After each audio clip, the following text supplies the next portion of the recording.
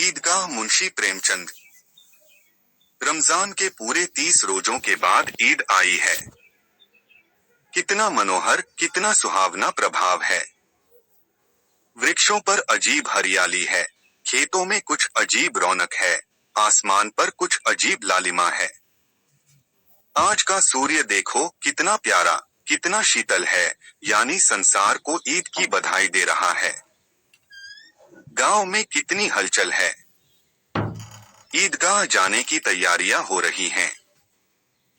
किसी के कुर्ते में बटन नहीं है, पड़ोस के घर में सुई धागा लेने दौड़ा जा रहा है।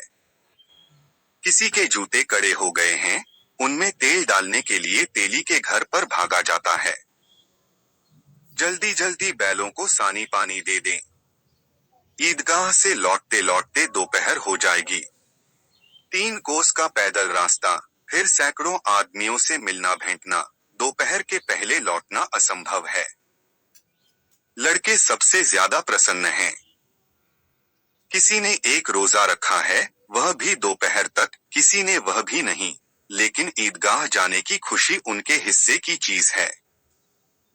रोजे बड़े बूढ़ों के लिए होंगे, इनके लिए तो ईद है। रोज ईद का नाम रटते थे, आज वह आ गई। अब जल्दी पड़ी है कि लोग ईदगाह क्यों नहीं चलते। इन्हें गृहस्थी की चिंताओं से क्या प्रयोजन। सेवैयों के लिए दूध और शक्कर घर में है या नहीं, इनकी बला से ये तो सेवैया खाएंगे। वह क्या जाने कि अब्बाजान क्यों बदहवास चौधरी कायमली के घर दौड़े जा रहे हैं। उन्हें क्या खबर कि चौधरी आंखें बदल लें तो यह सारी ईद मुहर्रम हो जाए। उनकी अपनी जेबों में तो कुबेर का धन भरा हुआ है। बार बार जेब से अपना खजाना निकाल कर गिनते हैं और खुश होकर फिर रख लेते हैं। महमूद गिनता है, 1 2 10 12, उसके पास 12 पैसे हैं। मोहसिन के पास 1 2 3 8 9 15 पैसे हैं। इन्हें अनगिनती पैसों में अनगिनती चीजें लाएंगे, खिलौने, मिठाइयाँ, बिगुल, गेंद और जाने क्या क्या। और सबसे ज्यादा प्रसन्न है हामिद। वह 4-5 साल का गरीब सूरत दुबला पतला लड़का, जिसका बाप गत वर्ष हैजे की भेंट हो गया और माँ न जाने क्यों पीली होती होती एक दिन मर गई। किसी को पता क्या बीमारी है। कहती तो कौन सुनने वाला था। दिल पर जो कुछ बीतती थी, वह दिल में ही सहती थी और जब न सहा गया तो संसार से विदा हो गई। अब हामिद अपनी बूढ़ी दादी अमीना की गोद में सोता है और उतना ही प्रसन्न है। उसके अब्बाजान रुपए कमाने गए हैं। बहुत सी थैलियां लेकर आएंगे। अम्मी जान अल्लाह मियाँ के घर से उसके लिए बड़ी अच्छी अच्छी चीजें लाने गई हैं, इसलिए हामिद प्रसन्न है। आशा तो बड़ी चीज है, और फिर बच्चों की आशा। उनकी कल्पना तो राई का पर्वत बना लेती है। हामिद के पाँव में जूते नहीं हैं, सिर पर एक पुरानी धुरानी टोपी है, जिसका गोटा काला पड़ गया है, फिर भी वह प्रसन्न है।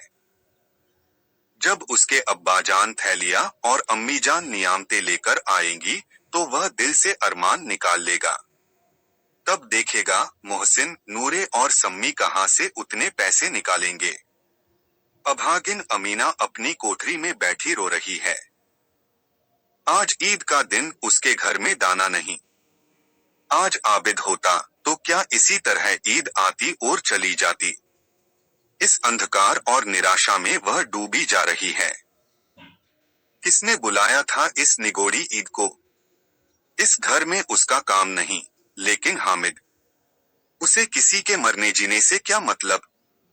उसके अंदर प्रकाश है, बाहर आशा।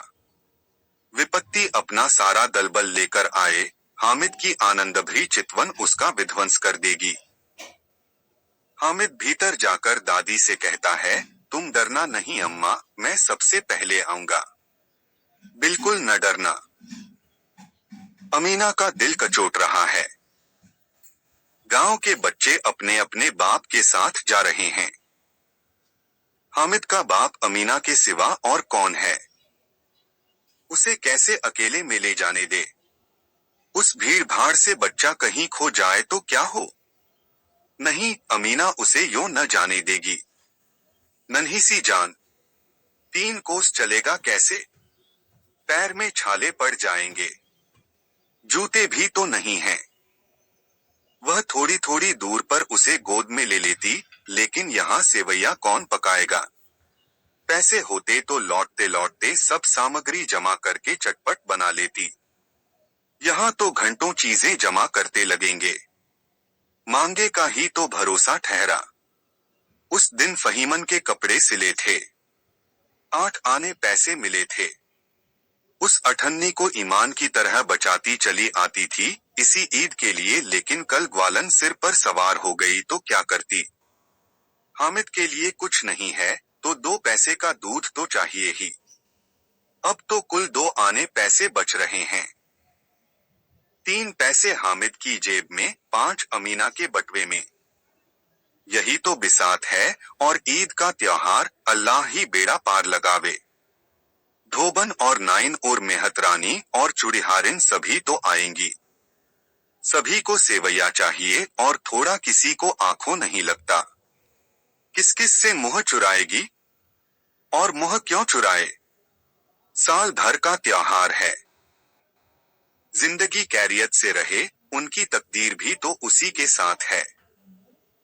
बच्चे को खुदा सलामत रखे, ये दिन भी कट जाएंगे।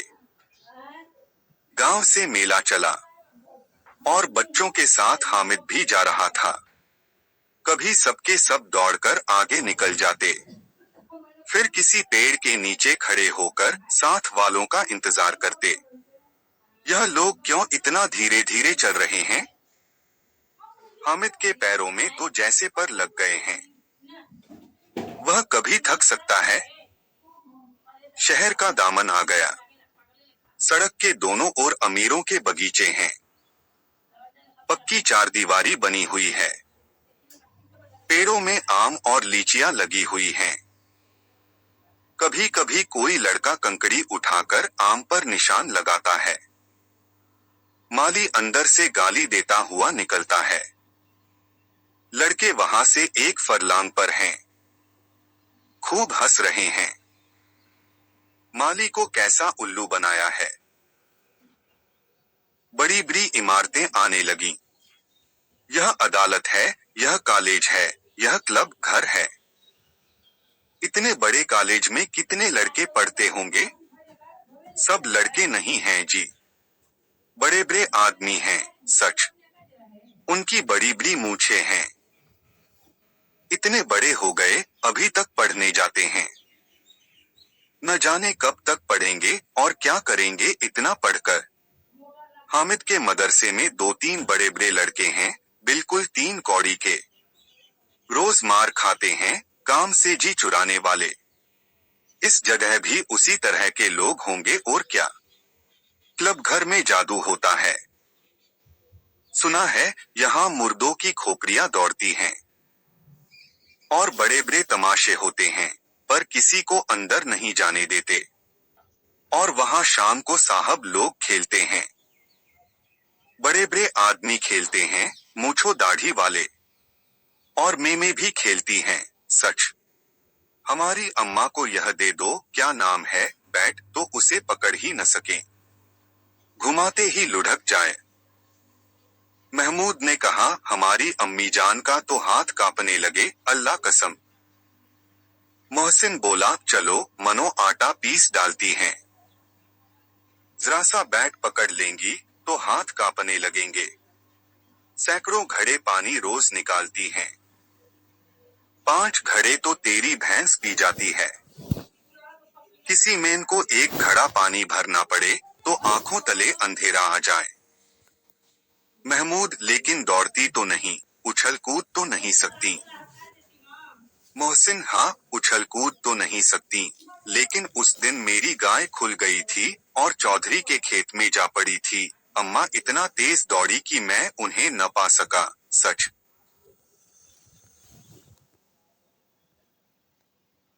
आगे चले। हलवाइयों की दुकानें शुरू हुई। आज खूब सजी हुई थीं। इतनी मिठाइयाँ कौन खाता है?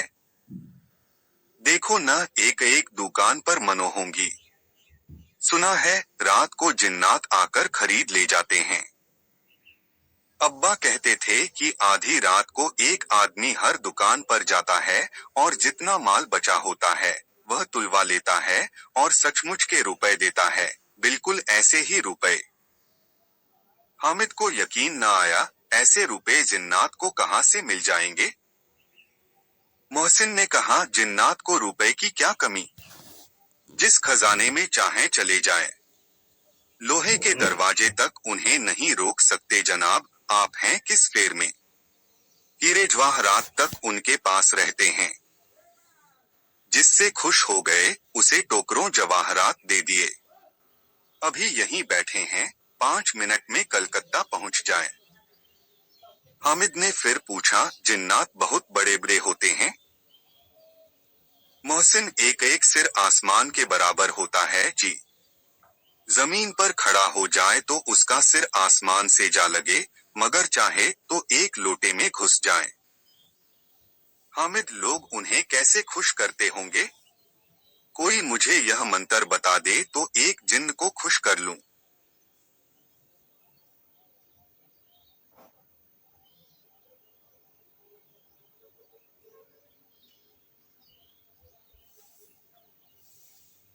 मोहसिन, अब यह तो मैं नहीं जानता, लेकिन चौधरी साहब के काबू में बहुत से जिन्नात हैं। कोई चीज चोरी जाए चौधरी साहब उसका पता लगा देंगे और चोर का नाम बता देंगे। जुमराती का बछवा उस दिन खो गया था। 3 दिन हैरान हुए, कहीं न मिला, तब झक मारकर चौधरी के पास गए। चौधरी ने तुरंत बता दिया, मवेशी खाने में है, और वहीं मिला। जिन्नात आकर उन्हें सारे जहान की खबर दे जाते हैं।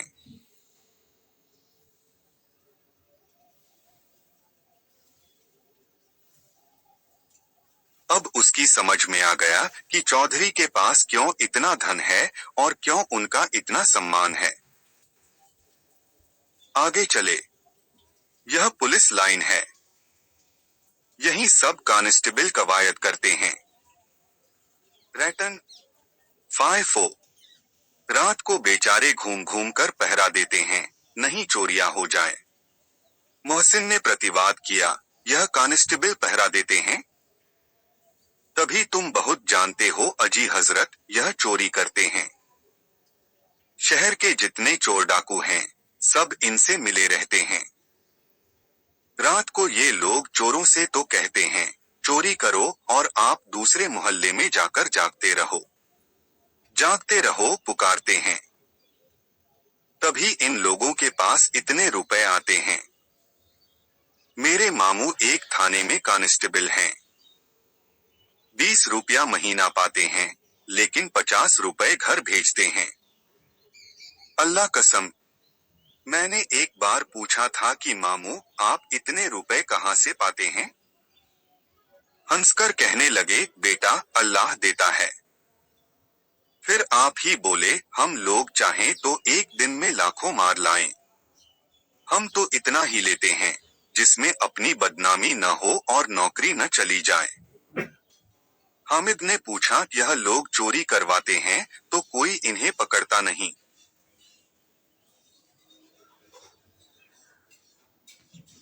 मोहसिन उसकी नादानी पर दया दिखाकर बोला, अरे पागल, इन्हें कौन पकड़ेगा। पकड़ने वाले तो यह लोग खुद हैं, लेकिन अल्लाह इन्हें सजा भी खूब देता है। हराम का माल हराम में जाता है। थोड़े ही दिन हुए, मामू के घर में आग लग गई। सारी ली पूंजी जल गई। एक बर्तन तक न बचा। कई दिन पेड़ के नीचे सोए, अल्लाह कसम पेड़ के नीचे।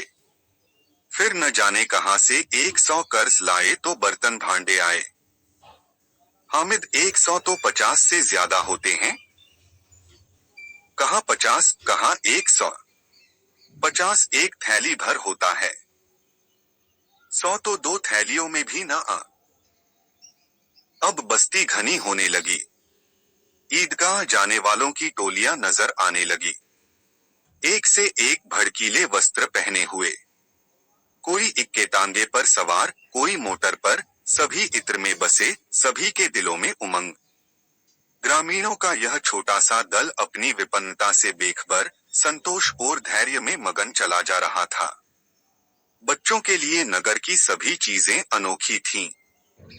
जिस चीज की ओर ताकते ताकते ही रह जाते और पीछे से बार बार हार्न की आवाज होने पर भी न चेतते। हामिद तो मोटर के नीचे जाते जाते बचा। सहसा ईदगाह नजर आई। ऊपर इमली के घने वृक्षों की छाया है। नीचे पक्का फर्श है, जिस पर जाजम बिछा हुआ है। और रोजेदारों की पंक्तियां एक के पीछे एक न जाने कहां तक चली गई हैं, पक्की जगत के नीचे तक, जहां जाजम भी नहीं है। नए आने वाले आकर पीछे की कतार में खड़े हो जाते हैं। आगे जगह नहीं है। यहाँ कोई धन और पद नहीं देखता। इस्लाम की निगाह में सब बराबर हैं। इन ग्रामीणों ने भी वजू किया और पिछली पंक्ति में खड़े हो गए। कितना सुंदर संचालन है, कितनी सुंदर व्यवस्था। लाखों सिर एक साथ सिजदे में झुक जाते हैं, फिर सबके सब एक साथ खड़े हो जाते हैं, एक साथ झुकते हैं और एक साथ घुटनों के बल बैठ जाते हैं। कई बार यही क्रिया होती है, जैसे बिजली की लाखों बत्तियां एक साथ प्रदीप्त हों और एक साथ बुझ जाए, और यही क्रम चलता रहा। कितना अपूर्व दृश्य था, जिसकी सामूहिक क्रियाएं, विस्तार और अनंतता हृदय को श्रद्धा, गर्व और आत्मानंद से भर देती थीं। मानो भ्रातृत्व का एक सूत्र इन समस्त आत्माओं को एक लड़ी में पिरोए हुए है। नमाज खत्म हो गई है। लोग आपस में गले मिल रहे हैं। तब मिठाई और खिलौने की दुकान पर धावा होता है। ग्रामीणों का यह दल इस विषय में बालकों से कम उत्साही नहीं है। यह देखो, हिंडोला है, 1 पैसा देकर चढ़ जाओ। कभी आसमान पर जाते हुए मालूम होगे, कभी जमीन पर गिरते हुए। यह चरखी है, लकड़ी के हाथी, घोड़े, ऊंट छड़ों में लटके हुए हैं।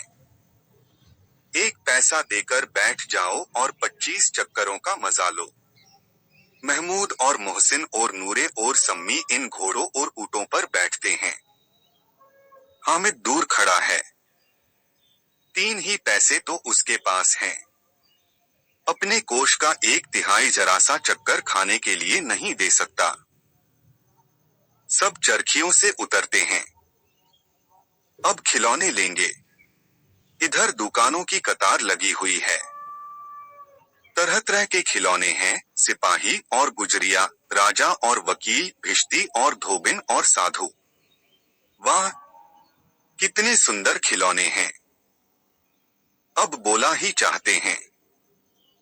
महमूद सिपाही लेता है, खाकी वर्दी और लाल पगड़ी वाला, कंधे पर बंदूक रखे हुए, मालूम होता है अभी कवायद किए चला आ रहा है। मोहसिन को भिश्ती पसंद आया।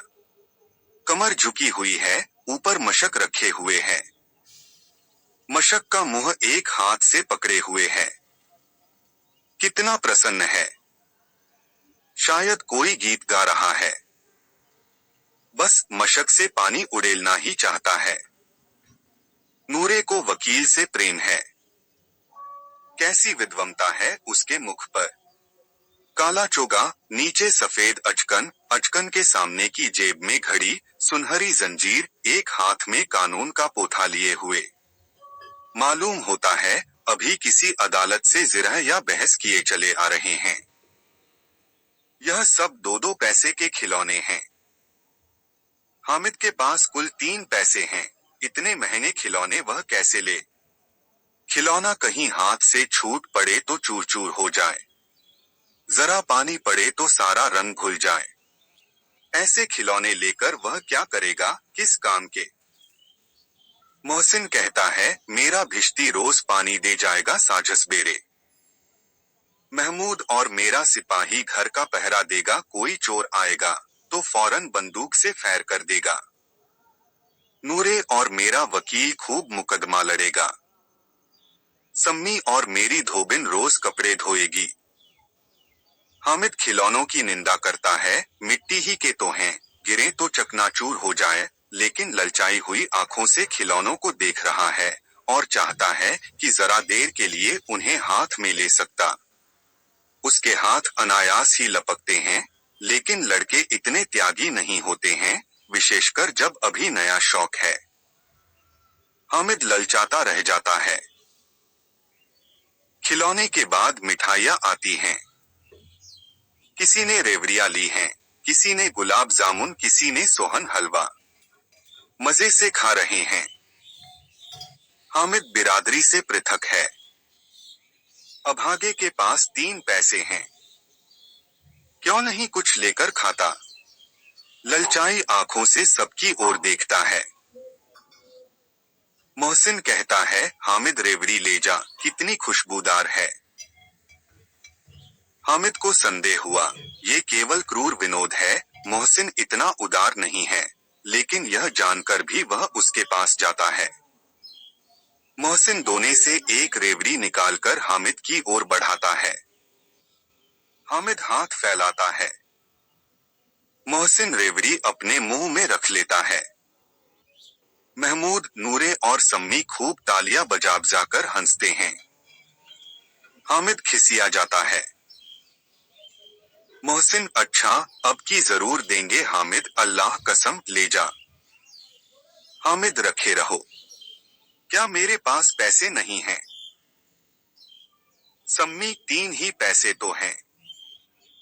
3 पैसे में क्या क्या लोगे? महमूद, हमसे गुलाब जामुन ले जाओ हामिद। मोहमिन बदमाश है। हामिद, मिठाई कौन बड़ी नेमत है। किताब में इसकी कितनी बुराइयां लिखी हैं। मोहसिन, लेकिन दिल में कह रहे होंगे कि मिले तो खा लें। अपने पैसे क्यों नहीं निकालते? महमूद, हम समझते हैं इसकी चालाकी। जब हमारे सारे पैसे खर्च हो जाएंगे तो हमें ललचा ललचा कर खागा। मिठाइयों के बाद कुछ दुकानें लोहे की चीजों की, कुछ गिलट और कुछ नकली गहनों की। लड़कों के लिए यहाँ कोई आकर्षण न था। वे सब आगे बढ़ जाते हैं। हामिद लोहे की दुकान पर रुक जाता है। कई चिमटे रखे हुए थे। उसे ख्याल आया, दादी के पास चिमटा नहीं है। तवे से रोटियां उतारती हैं तो हाथ जल जाता है। अगर वह चिमटा ले जाकर दादी को दे दे तो वह कितना प्रसन्न होंगी। फिर उनकी उंगलियां कभी न जलेंगी। घर में एक काम की चीज हो जाएगी। खिलौने से क्या फायदा? व्यर्थ में पैसे खराब होते हैं। जरा देर ही तो खुशी होती है। फिर तो खिलौने को कोई आंख उठाकर नहीं देखता। यह तो घर पहुंचते पहुंचते टूट-फूट बराबर हो जाएंगे, या छोटे बच्चे जो मेले में नहीं आए हैं, जिद करके ले लेंगे और तोड़ डालेंगे। चिमटा कितने काम की चीज है। रोटियां तवे से उतार लो, चूल्हे में सेंक लो। कोई आग मांगने आए तो चटपट चूल्हे से आग निकालकर उसे दे दो। अम्मा बेचारी को कहाँ फुर्सत है कि बाजार आए, और इतने पैसे ही कहाँ मिलते हैं। रोज हाथ जला लेती हैं। हामिद के साथी आगे बढ़ गए हैं। सभी पर सबके सब शरबत पी रहे हैं। देखो, सब कितने लालची हैं। इतनी मिठाइयां ली, मुझे किसी ने एक भी न दी। उस पर कहते हैं, मेरे साथ खेलो, मेरा यह काम करो। अब अगर किसी ने कोई काम करने को कहा तो पूछूंगा। खाए मिठाइयां, आप मुंह सड़ेगा, फोड़े फुंसियां निकलेंगी, आप ही जबान चटोरी हो जाएगी। तब घर से पैसे चुराएंगे और मार खाएंगे। किताब में झूठी बातें थोड़े ही लिखी हैं। मेरी जबान क्यों खराब होगी? अम्मा चिमटा देखते ही दौड़कर मेरे हाथ से ले लेंगी और कहेंगी, मेरा बच्चा अम्मा के लिए चिमटा लाया है। कितना अच्छा लड़का है। इन लोगों के खिलौने पर कौन इन्हें दुआएं देगा? बड़ों की दुआएं सीधे अल्लाह के दरबार में पहुंचती हैं और तुरंत सुनी जाती हैं। मेरे पास पैसे नहीं हैं। तभी तो मोहसिन और महमूद यो मिजाज दिखाते हैं। मैं भी इनसे मिजाज दिखाऊंगा। खेले खिलौने और खाए मिठाइयाँ। मैं नहीं खेलता खिलौने, किसी का मिजाज क्यों सहूं। मैं गरीब सही, किसी से कुछ मांगने तो नहीं जाता। आखिर अब्बाजान कभी न कभी आएंगे, अम्मा भी आएंगी ही। फिर इन लोगों से पूछूंगा, कितने खिलौने लोगे। एक एक को टोकरियों खिलौने दूं और दिखा दूं कि दोस्तों के साथ इस तरह का सलूक किया जाता है। यह नहीं कि एक पैसे की रेवड़ियां ली तो चिढ़ा चिढ़ा कर खाने लगे। सबके सब खूब हंसेंगे कि हामिद ने चिमटा लिया है। हंसे मेरी बला से। उसने दुकानदार से पूछा, यह चिमटा कितने का है। दुकानदार ने उसकी ओर देखा और कोई आदमी साथ न देखकर कहा, तुम्हारे काम का नहीं है जी।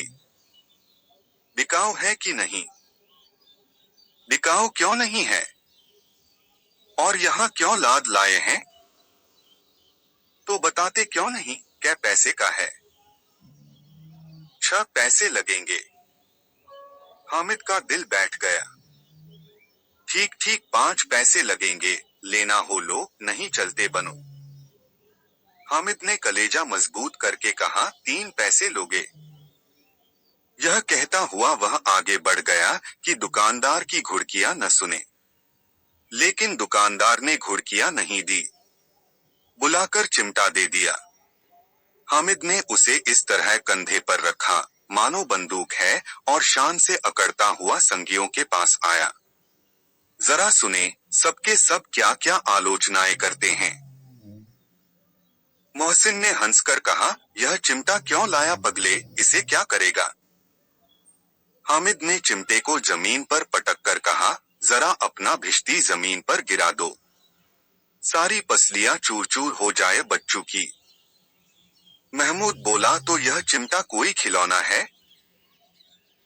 हामिद, खिलौना क्यों नहीं है। अभी कंधे पर रखा, बंदूक हो गई। हाथ में ले लिया, फकीरों का चिमटा हो गया। चाहूं तो इससे मजीरे का काम ले सकता हूँ। एक चिमटा जमा दूं तो तुम लोगों के सारे खिलौनों की जान निकल जाए। तुम्हारे खिलौने कितना ही जोर लगाएं, मेरे चिमटे का बाल भी बांका नहीं कर सकते। मेरा बहादुर शेर है चिमटा। सम्मी ने खंजरी ली थी। प्रभावित होकर बोला, मेरी खंजरी से बदलोगे। 2 आने की है। हामिद ने खंजरी की ओर उपेक्षा से देखा, मेरा चिमटा चाहे तो तुम्हारी खंजरी का पेट फाड़ डाले। बस एक चमड़े की झिल्ली लगा दी, ढप ढप बोलने लगी। जरा सा पानी लग जाए तो खत्म हो जाए। मेरा बहादुर चिमटा आग में, पानी में, आंधी में, तूफान में बराबर डटा खड़ा रहेगा। चिमटे ने सभी को मोहित कर लिया। अब पैसे किसके पास धरे हैं। फिर मेले से दूर निकल आए हैं। 9 कब के बज गए, धूप तेज हो रही है। घर पहुंचने की जल्दी हो रही है। बाप से जिद भी करें तो चिमटा नहीं मिल सकता। हामिद है बड़ा चालाक, इसीलिए बदमाश ने अपने पैसे बचा रखे थे।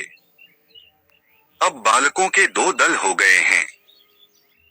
मोहसिन, महमूद, सम्मी और नूरे एक तरफ हैं, हामिद अकेला दूसरी तरफ। शास्त्रार्थ हो रहा है। सम्मी तो विधर्मी हो गया, दूसरे पक्ष से जा मिला, लेकिन मोहसिन, महमूद और नूरे भी हामिद से एक एक, 2-2 साल बड़े होने पर भी हामिद के आघातों से आतंकित हो उठे हैं। उसके पास न्याय का बल है और नीति की शक्ति। एक ओर मिट्टी है, दूसरी ओर लोहा, जो इस वक्त अपने को फौलाद कह रहा है। वह अजेय है, घातक है। अगर कोई शेर आ जाए तो मियाँ भिश्ती के छक्के छूट जाए, मियाँ सिपाही मिट्टी की बंदूक छोड़कर भागे, वकील साहब की नानी मर जाए, चोगे में मुंह छिपाकर जमीन पर लेट जाए। मगर यह चिमटा, यह बहादुर, यह रुस्तम-ए-हिंद लपककर शेर की गर्दन पर सवार हो जाएगा और उसकी आंखें निकाल लेगा। मोहसिन ने एड़ी चोटी का जोर लगाकर कहा, अच्छा, पानी तो नहीं भर सकता। हामिद ने चिमटे को सीधा खड़ा करके कहा, भिश्ती को एक डांट बताएगा तो दौड़ा हुआ पानी लाकर उसके द्वार पर छिड़कने लगेगा। मोहसिन परास्त हो गया, पर महमूद ने कुमुक पहुंचाई, अगर बच्चा पकड़ जाए तो अदालत में बंधे बंधे फिरेंगे, तब तो वकील साहब के पैरों पड़ेंगे। हामिद इस प्रबल तर्क का जवाब न दे सका। उसने पूछा, हमें पकड़ने कौन आएगा? नूरे ने अकड़कर कहा, यह सिपाही बंदूक वाला। हामिद ने मुंह चिढ़ाकर कहा, यह बेचारे हम बहादुर रुस्तमे हिंद को पकड़ेंगे। अच्छा लाओ, अभी जरा कुश्ती हो जाए, इसकी सूरत देखकर दूर से भागेंगे। पकड़ेंगे क्या बेचारे? मोहसिन को एक नई चोट सूझ गई, तुम्हारे चिमटे का मुंह रोज आग में जलेगा। उसने समझा था कि हामिद लाजवाब हो जाएगा, लेकिन यह बात न हुई। हामिद ने तुरंत जवाब दिया, आग में बहादुर ही कूदते हैं जनाब, तुम्हारे यह वकील, सिपाही और भिश्ती लौंडियों की तरह घर में घुस जाएंगे। आग में कूदना वह काम है जो यह रुस्तमे-हिंद ही कर सकता है। महमूद ने एक जोर लगाया, वकील साहब कुर्सी मेज पर बैठेंगे, तुम्हारा चिमटा तो बावर्ची खाने में जमीन पर पड़ा रहेगा। इस तर्क ने सम्मी और नूरे को भी सजीव कर दिया। कितने ठिकाने की बात कही है पट्टे ने। चिमटा बावर्ची खाने में पड़ा रहने के सिवा और क्या कर सकता है?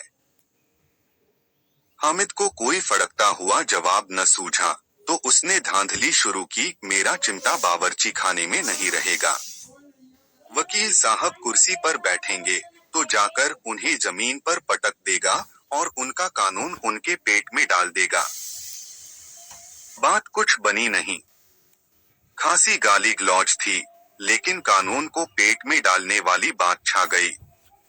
ऐसी छा गई कि तीनों सूरमा मुंह ताकते रह गए, मानो कोई धेलचा कनकौआ किसी गंडे वाले कनकौए को काट गया हो। कानून मुंह से बाहर निकलने वाली चीज है, उसको पेट के अंदर डाल दिया जाना बेतुकी सी बात होने पर भी कुछ नयापन रखती है। हामिद ने मैदान मार लिया। उसका चिमटा रुस्तमे-हिंद है। अब इसमें मोहसिन, महमूद, नूरे, सम्मी किसी को भी आपत्ति नहीं हो सकती। विजेता को हारने वालों से जो सत्कार मिलना स्वाभाविक है, वह हामिद को भी मिला। औरों ने 3-3, 4-4 आने पैसे खर्च किए, पर कोई काम की चीज न ले सके। हामिद ने 3 पैसे में रंग जमा लिया। सच ही तो है, खिलौनों का क्या भरोसा, टूट फूट जाएंगे। हामिद का चिमटा तो बना रहेगा बरसों। संधि की शर्तें तय होने लगीं। मोहसिन ने कहा, जरा अपना चिमटा दो, हम भी देखें। तुम हमारा भिश्ती लेकर देखो। महमूद और नूरे ने भी अपने अपने खिलौने पेश किए। हामिद को इन शर्तों को मानने में कोई आपत्ति न थी। चिमटा बारी बारी से सबके हाथ में गया और उनके खिलौने बारी बारी से हामिद के हाथ में आए। कितने खूबसूरत खिलौने हैं। हामिद ने हारने वालों के आंसू पोंछे, मैं तुम्हें चिढ़ा रहा था, सच। यह चिमटा भला इन खिलौनों की क्या बराबरी करेगा, मालूम होता है। अब बोले। लेकिन मोहसिन की पार्टी को इस दिलासे से संतोष नहीं होता। चिमटे का सिक्का खूब बैठ गया है। चिपका हुआ टिकट अब पानी से नहीं छूट रहा है। मोहसिन, लेकिन इन खिलौनों के लिए कोई हमें दुआ तो न देगा? महमूद, दुआ को लिए फिरते हो, उल्टे मार न पड़े। अम्मा जरूर कहेंगी कि मेले में यही मिट्टी के खिलौने मिले। हामिद को स्वीकार करना पड़ा कि खिलौनों को देखकर किसी की माँ इतनी खुश न होंगी जितनी दादी चिमटे को देखकर होंगी। 3 पैसों ही में तो उसे सब कुछ करना था और उन पैसों के इस उपयोग पर पछतावे की बिल्कुल जरूरत न थी। फिर अब तो चिमटा रुस्तमे-हिंद है और सभी खिलौनों का बादशाह। रास्ते में महमूद को भूख लगी। उसके बाप ने केले खाने को दिए। महमूद ने केवल हामिद को साझी बनाया। उसके अन्य मित्र मुंह ताकते रह गए। यह उस चिमटे का प्रसाद था। 11 बजे गांव में हलचल मच गई। मेले वाले आ गए। मोहसिन की छोटी बहन ने दौड़कर भिश्ती उसके हाथ से छीन लिया और मारे खुशी के जा उछली तो मियाँ भिश्ती नीचे आ रहे और सुरलोक सिधारे। इस पर भाई बहन में मारपीट हुई। दानो खूब रोए। उनकी अम्मा यह शोर सुनकर बिगड़ी और दोनों को ऊपर से दो दो चांटे और लगाए। मियाँ नूरे के वकील का अंत उनके प्रतिष्ठानुकूल इससे ज्यादा गौरवमय हुआ। वकील जमीन पर या ताक पर तो नहीं बैठ सकता। उसकी मर्यादा का विचार तो करना ही होगा। दीवार में खूंटियां गाड़ी गई। उन पर लकड़ी का एक पटरा रखा गया। पटरे पर कागज का कालीन बिछाया गया। वकील साहब राजा भोज की भांति सिंहासन पर विराजे। नूरे ने उन्हें पंखा झलना शुरू किया। अदालतों में खस की टट्टियां और बिजली के पंखे रहते हैं। क्या यहाँ मामूली पंखा भी न हो? कानून की गर्मी दिमाग पर चढ़ जाएगी कि नहीं? बांस का पंखा आया और नूरे हवा करने लगे। मालूम नहीं पंखे की हवा से या पंखे की चोट से वकील साहब स्वर्गलोक से मृत्युलोक में आ रहे और उनका माटी का चोला माटी में मिल गया। फिर बड़े जोर शोर से मातम हुआ और वकील साहब की अस्थि घूरे पर डाल दी गई। अब रहा महमूद का सिपाही। उसे चटपट गांव का पहरा देने का चार्ज मिल गया, लेकिन पुलिस का सिपाही कोई साधारण व्यक्ति तो नहीं जो अपने पैरों चले। वह पालकी पर चलेगा। एक टोकरी आई, उसमें कुछ लाल रंग के फटे पुराने चिथड़े बिछाए गए, जिसमें सिपाही साहब आराम से लेटे। नूरे ने यह टोकरी उठाई और अपने द्वार का चक्कर लगाने लगे। उनके दोनों छोटे भाई सिपाही की तरह छोने वाले जागते लहो पुकारते चलते हैं। मगर रात तो अंधेरी ही होनी चाहिए। महमूद को ठोकर लग जाती है। टोकरी उसके हाथ से छूटकर गिर पड़ती है और मियाँ सिपाही अपनी बंदूक लिए जमीन पर आ जाते हैं और उनकी एक टांग में विकार आ जाता है। महमूद को आज ज्ञात हुआ कि वह अच्छा डॉक्टर है। उसको ऐसा मरहम मिला गया है जिससे वह टूटी टांग को आनन फानन जोड़ सकता है। केवल गूलर का दूध चाहिए। गूलर का दूध आता है। टांग जवाब दे देती है। शल्यक्रिया असफल हुई तब उसकी दूसरी टांग भी तोड़ दी जाती है। अब कम से कम एक जगह आराम से बैठ तो सकता है। एक टांग से तो न चल सकता था, न बैठ सकता था। अब वह सिपाही सन्यासी हो गया है। अपनी जगह पर बैठा बैठा पहरा देता है। कभी कभी देवता भी बन जाता है। उसके सिर का झालरदार साफा खुरच दिया गया है। अब उसका जितना रूपांतर चाहो कर सकते हो। कभी कभी तो उससे बाट का काम भी लिया जाता है। अब मियाँ हामिद का हाल सुनिए। अमीना उसकी आवाज सुनते ही दौड़ी और उसे गोद में उठाकर प्यार करने लगी। सहसा उसके हाथ में चिमटा देखकर वह चौंकी। यह चिमटा कहाँ था? मैंने मोल लिया है। क्या पैसे में? 3 पैसे दिए। अमीना ने छाती पीट ली। यह कैसा बेसमझ लड़का है कि दोपहर हुआ, कुछ खाया न पिया। लाया क्या चिमटा? सारे मेले में तुझे और कोई चीज न मिली जो यह लोहे का चिमटा उठा लाया। हामिद ने अपराधी भाव से कहा, तुम्हारी उंगलियां तवे से जल जाती थीं, इसलिए मैंने इसे लिया। बुढ़िया का क्रोध तुरंत स्नेह में बदल गया, और स्नेह भी वह नहीं जो प्रगल्भ होता है और अपनी सारी कसक शब्दों में बिखेर देता है। यह मूक स्नेह था, खूब ठोस, रस और स्वाद से भरा हुआ। बच्चे में कितना त्याग, कितना सद्भाव और कितना विवेक है। दूसरों को खिलौने लेते और मिठाई खाते देखकर इसका मन कितना ललचाया होगा। इतना जब्त इससे हुआ कैसे? वहां भी इसे अपनी बुढ़िया दादी की याद बनी रही।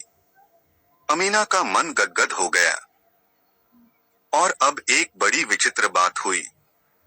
हामिद के इस चिमटे से भी विचित्र। बच्चे हामिद ने बूढ़े हामिद का पार्ट खेला था। बुढ़िया अमीना बालिका अमीना बन गई। वह रोने लगी। दामन फैलाकर हामिद को दुआएं देती जाती थी और आंसू की बड़ी बड़ी बूंदें गिराती जाती थी। हामिद इसका रहस्य क्या समझता?